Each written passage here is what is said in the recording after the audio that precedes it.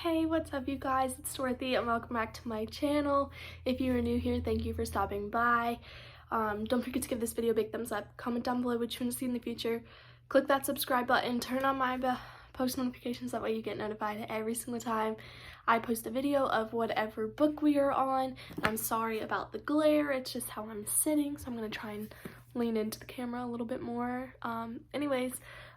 Today we're gonna go into Good Girl, Bad Blood by Holly Jackson, and I know that you guys have been dying for the next chapter, and I know that I have been putting it off, but you know, today's the day, and we're gonna get right into it. So I hope that you guys enjoy this video, and let's get right into it. This video may contain sensitive topics and foul language. If you do not wish to continue, please click off of the video now. You have been warned. Alrighty, let's get right into this. Oh, where did I leave off?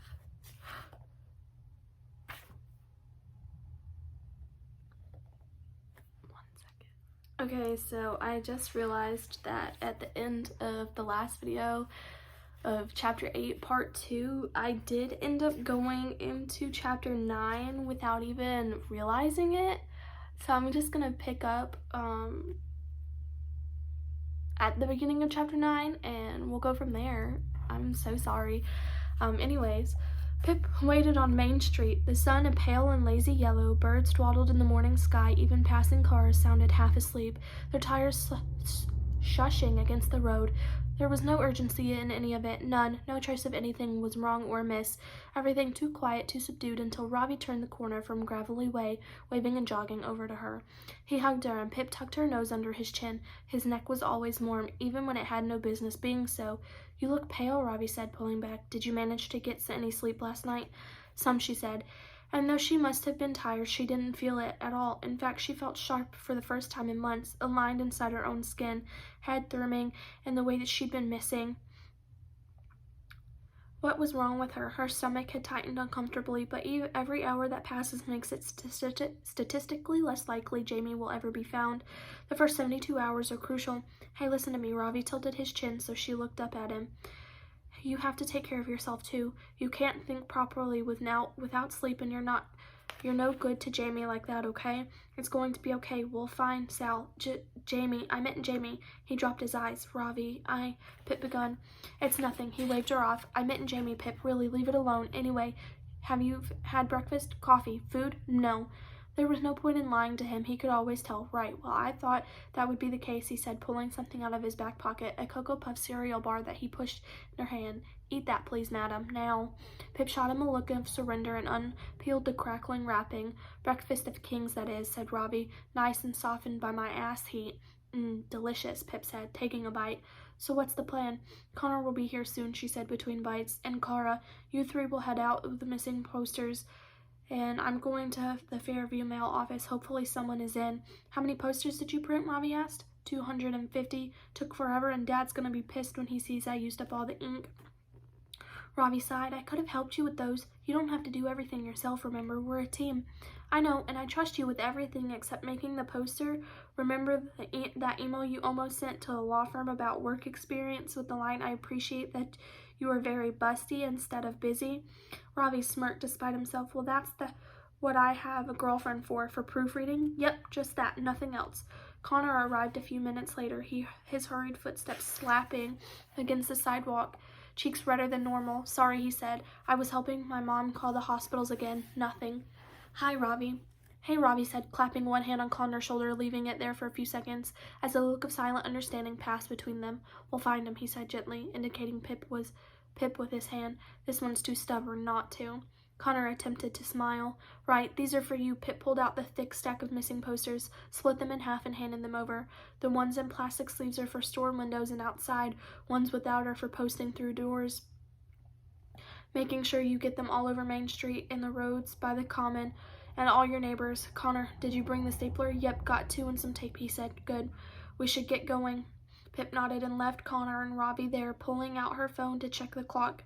The 37-hour mark had just ticked by without any warning on fanfare. Time was creeping away from her, and Pip picked up the pace to catch it.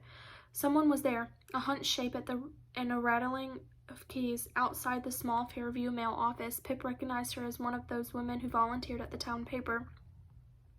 The woman, unaware she was being watched, shuffled the bunch of keys and tried another. "Hi," Pip said loudly, making the woman jump as she suspected it might. "Oh," the woman's yelp became a nervous laugh. "Oh, it's you. Can I help you with something?" "Is Stanley Forbes in?" asked Pip. "He should be." The woman finally located the correct key and slid it into the lock. "We've got to write up the memorial to sort out before we print today, so Stanley asked me to come in and help." She opened the door. "After you," she said, and Pip stepped over the threshold into a small front room.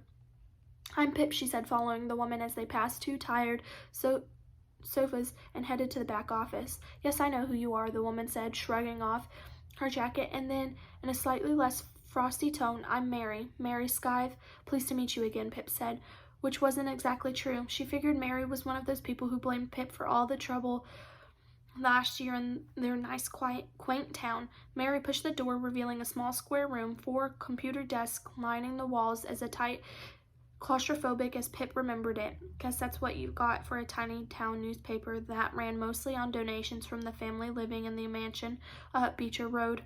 Stanley Forbes was sitting at the desk against the far wall, his back to them, his dark brown hair and unkept clumps, presumably from where his fingers had tunneled through. He paid them no attention, leaning forward towards his laptop screen, which, judging by the white and dark blue stripes on, was on Facebook. "Hi, Stanley," Pip said softly. He didn't turn. In fact, he hadn't moved at all. Still scrolling down the page, he hadn't heard her. "Stanley," she tried again. Nothing. Not even a flinch.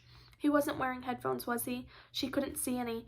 "Honestly," Mary scoffed, "he does that all the time now. Has the most selective hearing I've ever come across. Tunes the whole world out." "Hey, Stan," she barked the last part, and finally Stanley looked up, spinning his chair to face them. "Oh, sorry, were you talking to me?" he said, his green-brown eyes jumping from Mary to settle on Pip.